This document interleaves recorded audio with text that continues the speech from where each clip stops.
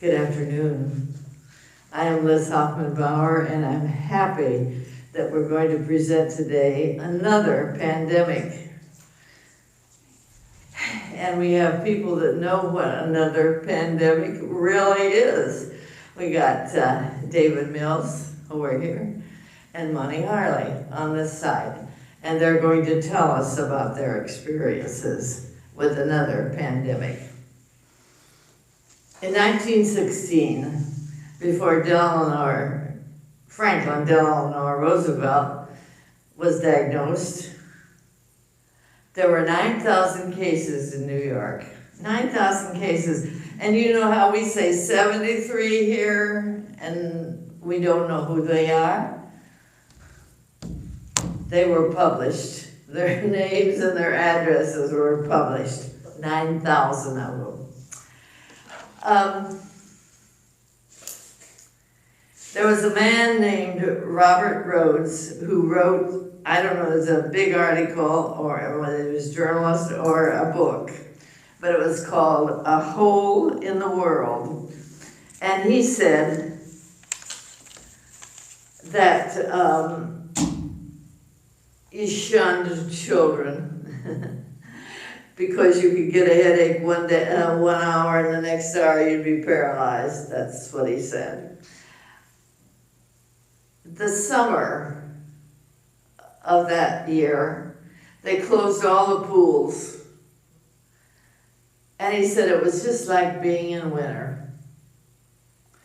And that was how he described it that year. And I had to pull that out of the writing because that was how our 2020 was, wasn't it? Of course, we didn't have a pool. Monty, tell us about your experience with. Push the mic over. It needs a microphone. That would help, wouldn't it? It needs to be closer. It needs to be closer to her mouth. Okay. Closer over to her. I'd like to open with an inspirational reading about one. We are all one. Your mask, Monty. Your mask. No, so we can all identify with this. One tree can start a forest. One smile can begin a friendship. One hand can lift a soul. One word can frame a goal. One candle can wipe out darkness. One laugh can conquer gloom. One hope can raise your spirit. One touch can show you care. One life can make the difference. Be that one today. The other is unknown. The pandemic we're going to talk about today is a disease that was caused infantile paralysis.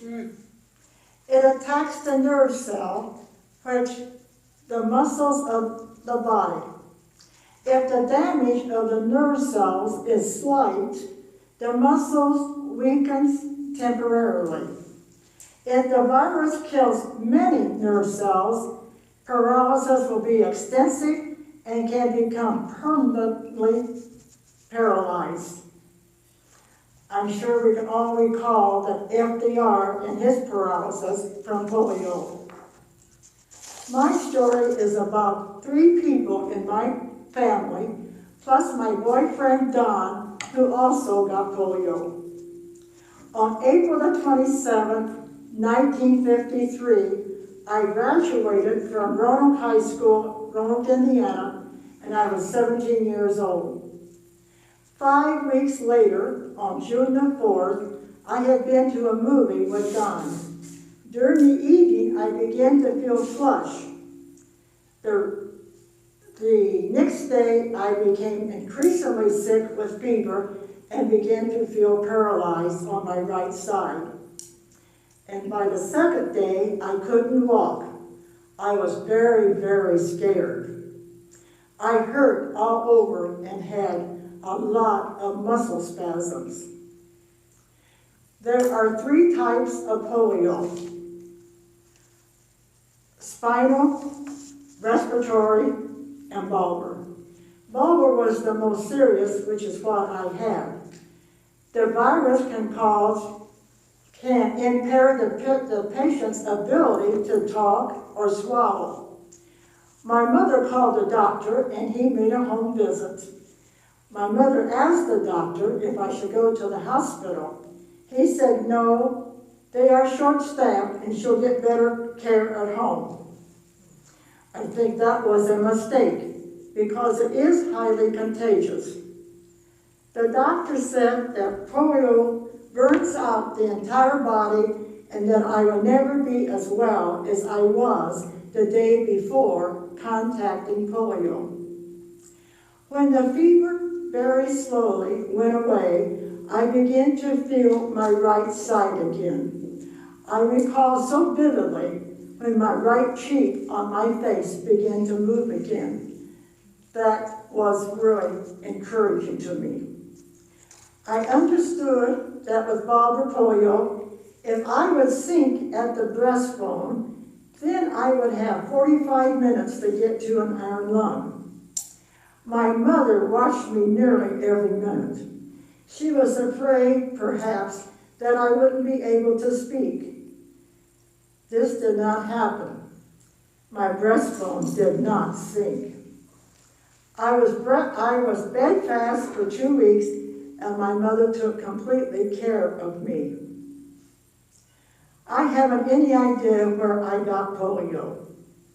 At that time, it was felt that you got it when you were around water, lakes or pools, and I wasn't ever at a lake or pool.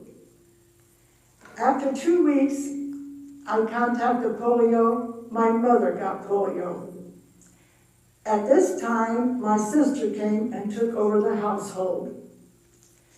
And 2 weeks later, she became very seriously ill with all 3 kinds of polio. The doctor came and made a house call again and said that he wasn't going to continue to make home calls and that we should call another doctor. He did not want to recognize that it was going through the family. So Mom called a doctor in Fort Wayne, and he said, call an ambulance and rush her to the St. Joe Hospital. The doctor met my sister at the emergency room, and she was completely stiff. He picked her up at the nape of her neck, and she was paralyzed from head to toe. The doctor placed an iron lung in the hallway for several days, but fortunately she didn't need it. At that time, it seemed that no one got out of an iron lung alive, and she did fully recover. And 2 weeks after my sister's diagnosis, my boyfriend became ill. He had the lightest case. During all of this time, the generous town people, church people, family, and friends brought in lots and lots of food. We lived back a long lane, and people were afraid to drive up to the house. They would call and drop off the food, and my dad would go down to the lane and get the food. The polio caused my right foot to become 1 1/2 shoe size smaller, and to grow to a point at the heel, and my right calf became smaller. I massaged my right foot and calf because they hurt. I didn't realize that massaging my right foot and calf was helping to heal myself. We didn't have physical therapy at that time. In the fall, I was still getting stronger, and I went to Manchester College, and I only took 2 classes. I had to buy 2 pairs of the same shoes because my new right shoe size. When I was in college, I had to write a term paper. So I decided to contact Dr. Salk, who developed the vaccine. I wrote him to ask if I needed the vaccine since I had polio. He responded in a letter, "Yes, because there are 3 kinds of polio and you only have 1 kind." In 1954, everyone was taking the vaccine. That was 1 year too late for my family. Dr. Salk worked tirelessly for 7 years with his team in order to develop the virus. He entered City College in New York when he was 15 years old. It was a very common age for a first-year college student who had skipped multiple grades along the way. Dr. Salk said he chose science research over becoming a medical doctor because he could help humankind in general rather than seeing single patients. Dr. Salk received much recognition and many awards. One of the last awards he received was in 1977, was the Presidential Medal of Freedom medal. Jimmy Carter gave it to him and stated, "Dr. Salk is a miracle worker, and because of his hard work and dedication, our country is free of the cruel epidemic that once struck yearly." A PBS documentary from 2009 said, apart from the atomic bomb, America's greatest fear was polio. And polio was considered one of the most serious health problems in the world. In 1952, it affected 3,145 people who died, and 21,269 were left with some form of paralysis. That year, 1952, was the worst polio outbreak in the nation's history, and mostly children were infected. On October 24th, 2012, in honor of Dr. Salk's birthday, was named World Polio Day. He was married in 1939 to Donna Lindsley, a brilliant woman. They had 3 sons and were divorced in 1968. He then married a French painter, Francisco Golette, and they remained married until his death at the age of 80 with heart failure on June the 23rd, 1995. It was quite a summer for our family. We were also fortunate to have made it through. Though my mother died in 1992 at the age of 90, it wasn't from polio. And the other 3 of us are still walking today and living full lives as well. Money, did it leave you with any parts of your body that you have to watch? And Well, my right side is weaker. is it? It still is weaker, but it doesn't impair me for what I really want to do. I still can do it. Well, if it's any interest to you, I don't notice anything. Oh, well, good. All right, David. Let's hear from you. And what do you want me to say? What do you want me to say? All I can report is what happened to me and what I thought about. And like you say, polio was something that came around, I think about once every 5 years or something. And it would come around and you would get it. I was just at home and going to school as a freshman in high school, and I got sick, and my parents were, well, I'll be honest about it, we came from the wrong side of the track. They were poor, so we didn't call the doctor. I just got sick, and so I was sick. And I recalled that my mother would take me up and she'd put me set me in the Davenport in the living room, and I would begin to cramp. And I began to yell, and she would let me run from the living room to the kitchen and back because of the cramping in my legs, in my right leg. And so we got through that. I mean, I did that for about a week, I guess. And so, but as soon as I quit cramping, she made sure I went back to school. And I didn't know what was on. All I knew was I was just not right. But when I went back to school then, of course I was behind in all of my classes. And so they set me in a corner. And so I started just trying to catch up on the time that I missed. But as that occurred, I'd walk down the hall, and it was like I would just take a step, and you step in the hole at night when you're walking through the yard, and you just step in a hole, and you'd go down, kerbang. And so I fell one day. I just fell and hit my head on a desk. So I went to this football coach, which we'd gone out to football before that. But I went to him and I asked him if he had a brace of something or something that I could put on my leg so I wouldn't fall down all the time. And he said, you shouldn't be falling down. And I said, maybe I shouldn't, but when my head hits the desk, I can tell you that I do.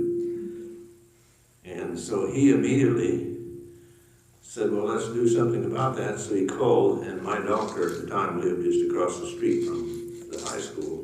And this was in Rochester, Indiana, by the way. And he said, you go over and see him right now.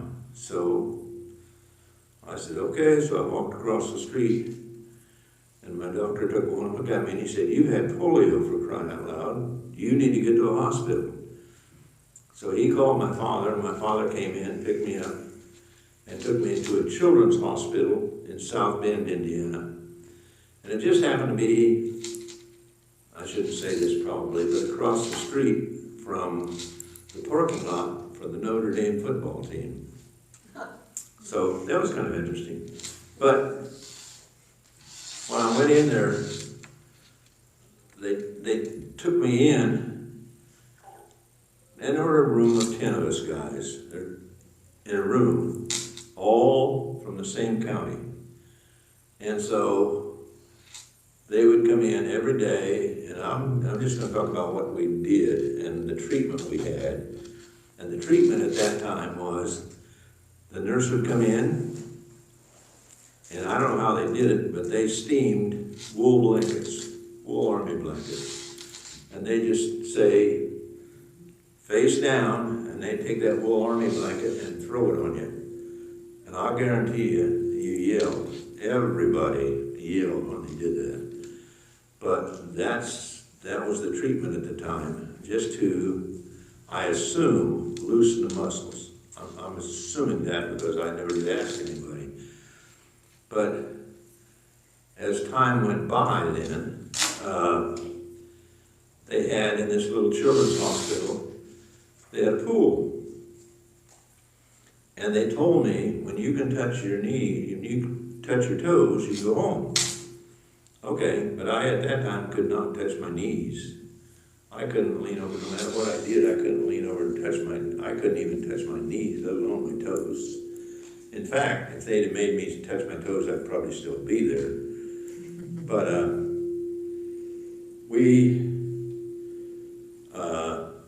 like I say, there was 10 of us in a room. And later, because I had gotten sick and at home and was running at home, and I think maybe that loosened me up a little bit and helped me out. But because when they did get into the hospital, in the children's hospital, they said, okay, you need to come and they had a pool. And we would go into that pool,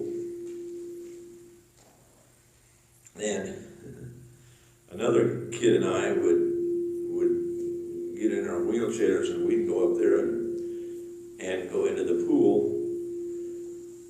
But I could walk, I could still stand up. I had never been off, I just always could stand up. And so the lady that was there that would do the therapy was kind of stalky, as I remember a little bit, and she would call us over and we'd get in the pool, and then since I could stand, she would say, okay, you help me.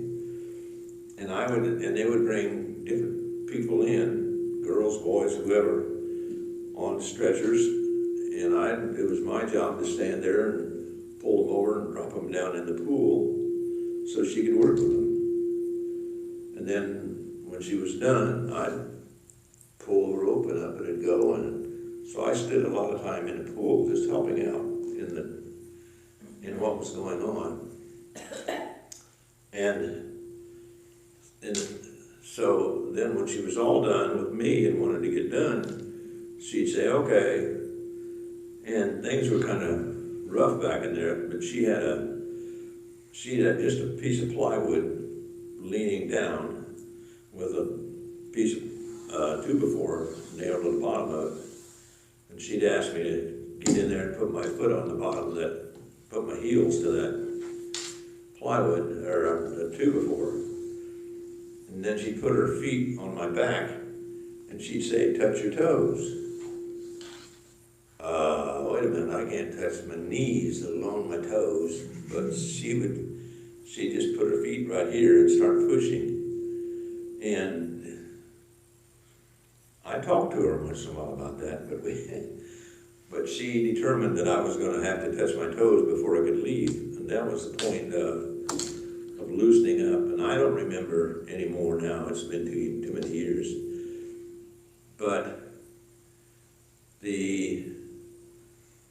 just my activities in there of helping and running, helping the other people in and out of the pool, and going down and helping her and working with the whole thing, it did limber me up a lot. I know that now.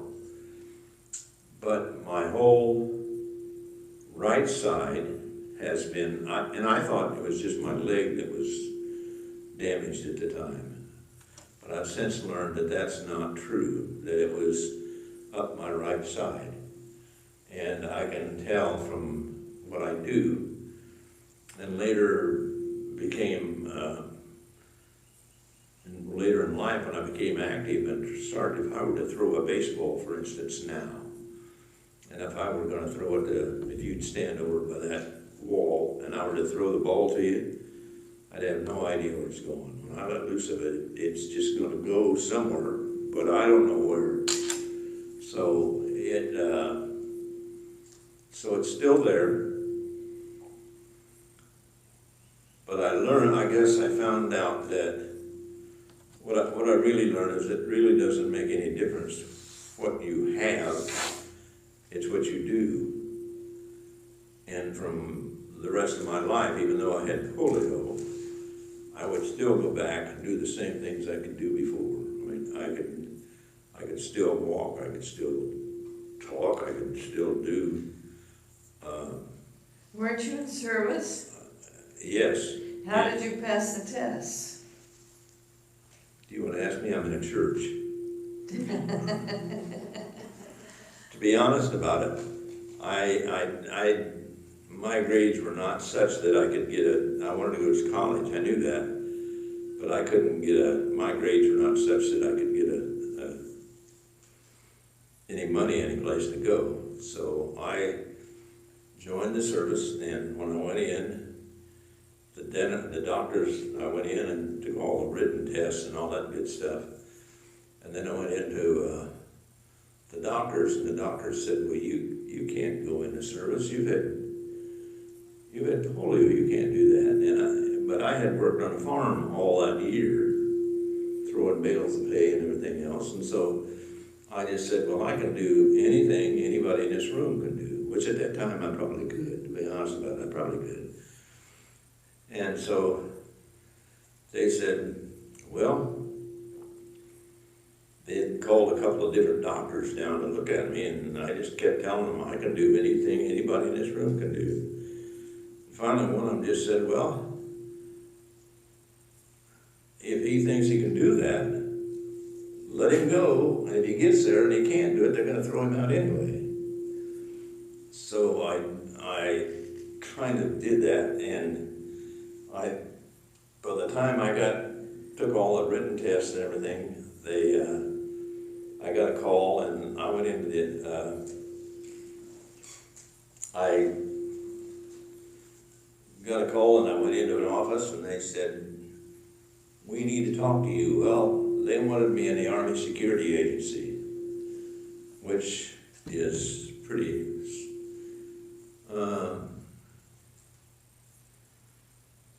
within itself, it's not the regular Army, but,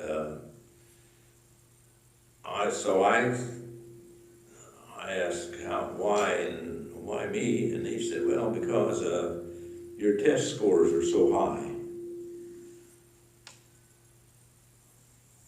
I thought, well, let's see, I was about to flunk out of high school. How in the heck did I get my test scores that high? So I did. I went in the Army Security Agency, and the agency, because I was in that, I didn't go through a lot of the rough training that others did in the service. And I could get along without that. And so I was just fortunate that every place I went just kind of fell in place, and I got to do things that I might not otherwise do. Literally, I've always considered myself very fortunate that I was that way. And, well, my wife will tell you I still limp, and I still have all the effects of having polio, but I never let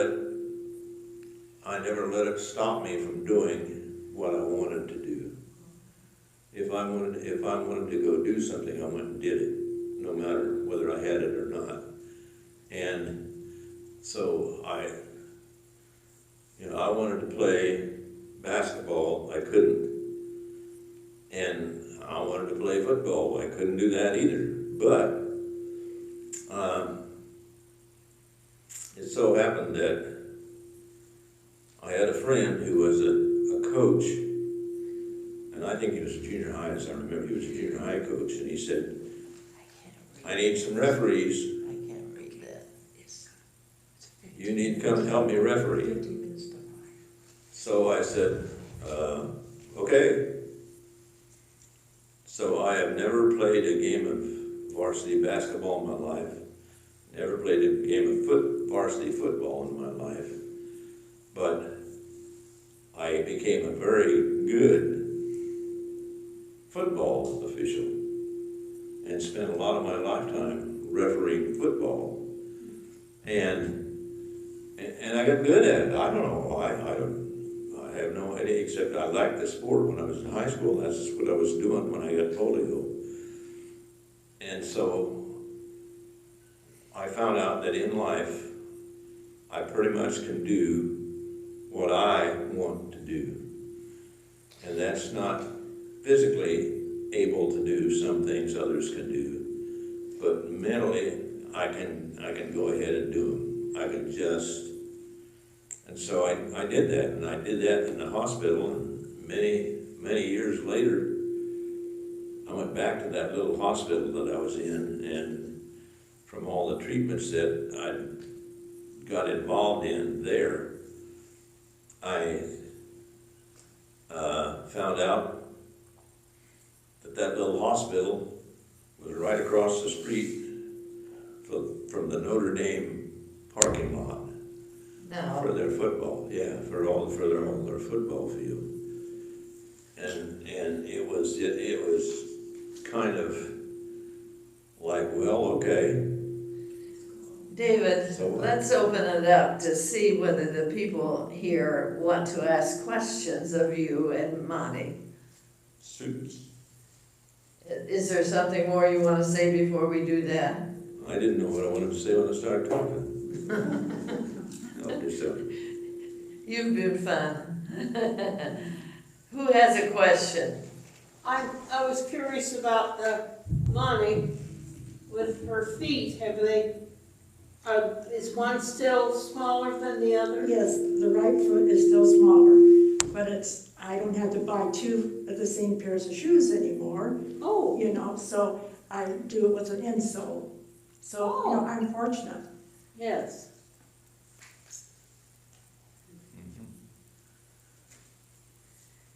All right, how about some more questions?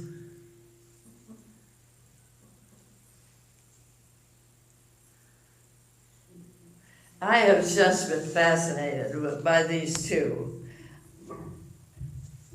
I can't believe what it must have been like emotionally, you know, to know that you might have a part of your body that won't work the rest of your life.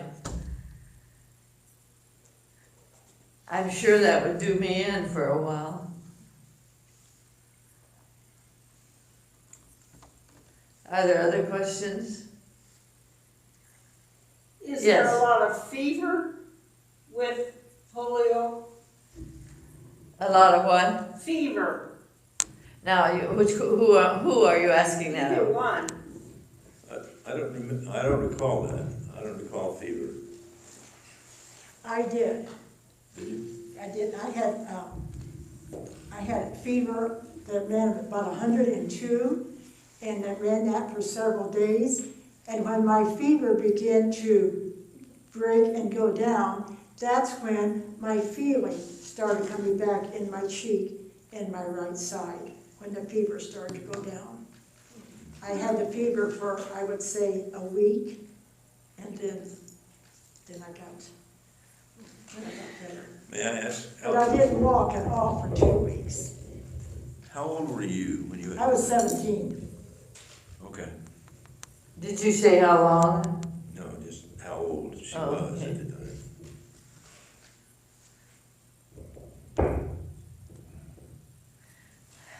See, I was 14, I think, as I recall, but just a freshman in high school.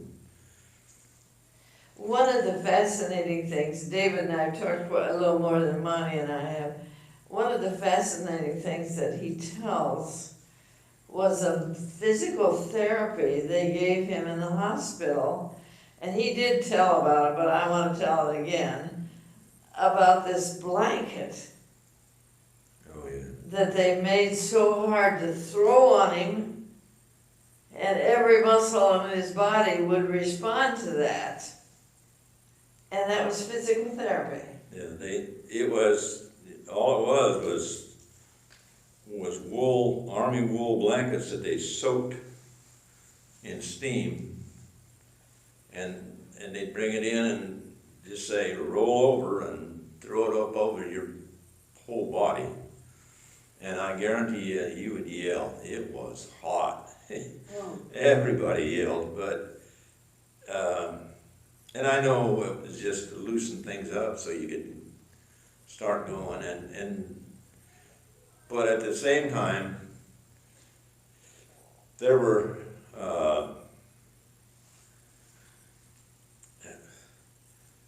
so many there that were in what I want to call them, Iron lungs. pardon? Iron lungs? Yes, in iron lungs, so many kids in iron lungs in there, that I just had to consider myself, I was lucky, I was fortunate that I didn't get into that, and so we just did what we could, and one of the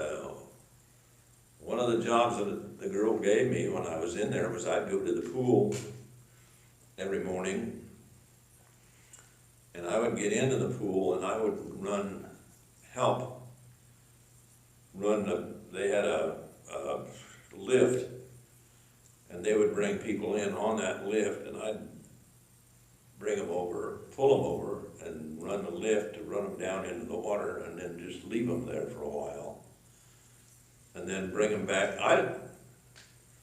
Mine was kind of weird, I guess, I don't know, but I helped in the hospital while I was there. I was helping all the time, and I could see a lot of different things, and I guess, the only time I got in trouble was another kid and I were in the room, and we decided to go to the pool, and we got in our wheelchairs, and we started to race.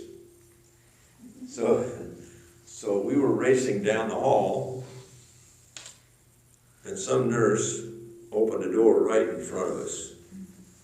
And so it was grab your wheels and get stopped in a hurry, and we both fell over. And we kind of got in trouble for that. I remember being, they wouldn't let us go together in wheelchairs anymore. But that was just being 14 and having something to do, I guess. But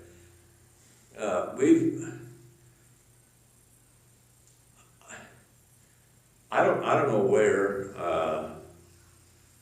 I ever got the idea, but I never, even though I had polio and it's in my right leg, and you can, if I put on a pair of swim trunks right now, you could see the difference in my legs. My right leg is a lot smaller. If I were to throw a baseball, I'd be hard telling where it would go if I tried to throw it hard. But I tried not to let in my life, let that tell me what I could and couldn't do. I was raised on a farm, and you had to get out, you just had to get out, and the cows had to be milked twice a day, and you have to do this, you have to do that. That directed me what I had to do. Polio just gotten away somewhat in that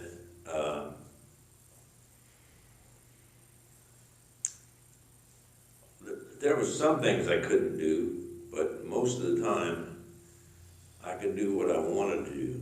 Really, if I really wanted to do it, I did it. And so I had, being on a farm, of course, you gotta milk the cows, and I learned to hate cows. Because the cow doesn't make any difference whether you have a date that night or what you have to do, you gotta go milk the cow anyway, so. But. Tell them why you didn't like cows either. What?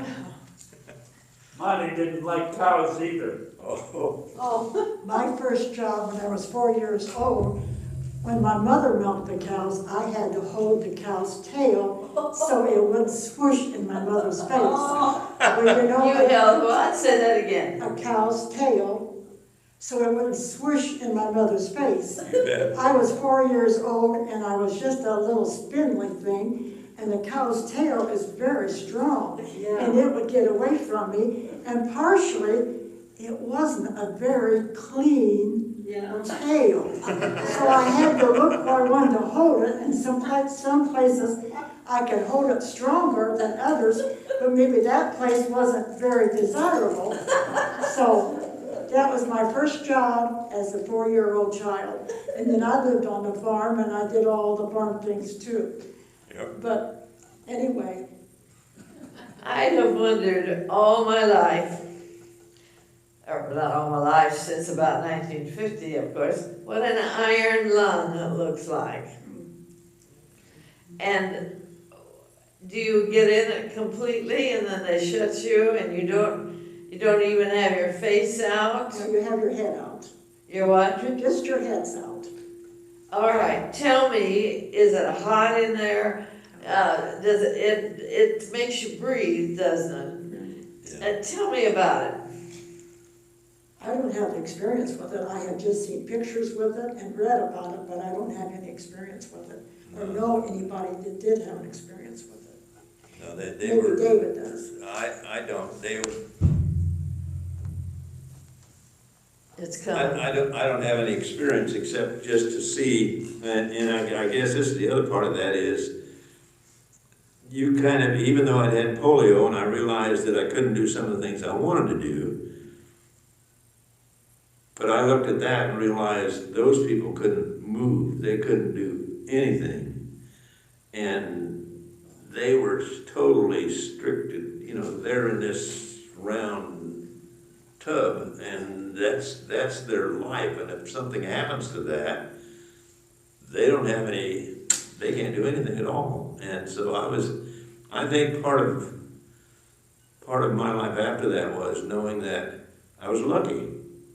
Yeah. I was just lucky, and so why it didn't make any sense to me to try to step back and say, well, I wanted to play football, but doggone it, I couldn't because I had polio. Well, big deal, so what?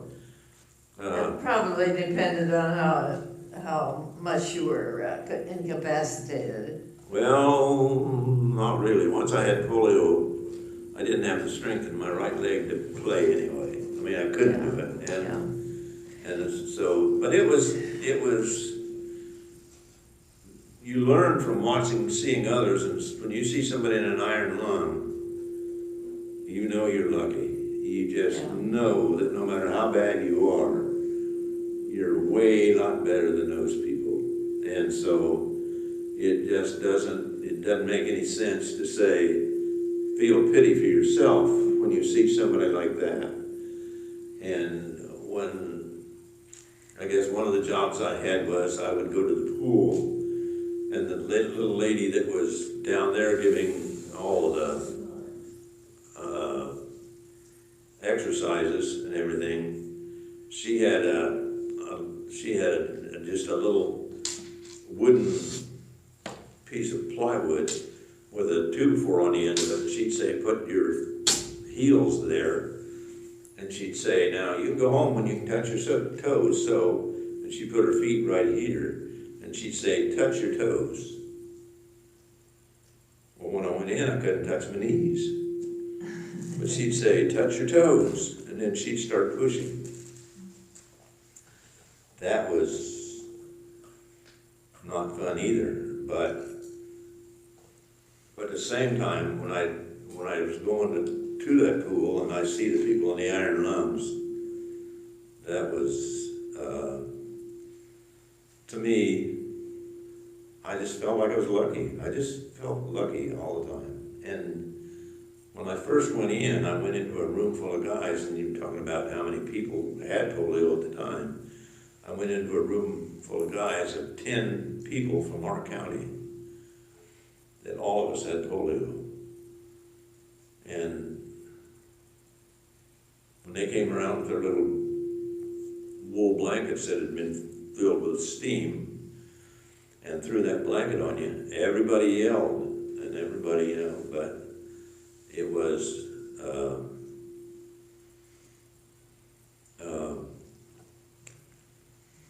I don't know, you just learn little bits as you go. And I think you agree that, yes, I've had it, and I've lived with it. You know, I've got to turn this off. But you realize that I was the one that decided what Evensong would be, and it'd be a half hour, and I've let us go an hour. And it wasn't your fault, David. It wasn't your fault, it was mine. I just didn't stop anybody. And thank you, because it was so interesting. You wanted to say something or No, somebody? I just said I'm glad you didn't stop anybody. Good, We got good. more. Good. I don't know how long it's on the tape, but in my mind, I was thinking an hour instead of a half hour, and I can't believe that. Okay, thank you, David, for coming. Thank you so much for sharing your story. Thank you, Monty, for coming. Thank you so much for sharing your story. You're welcome. Yeah.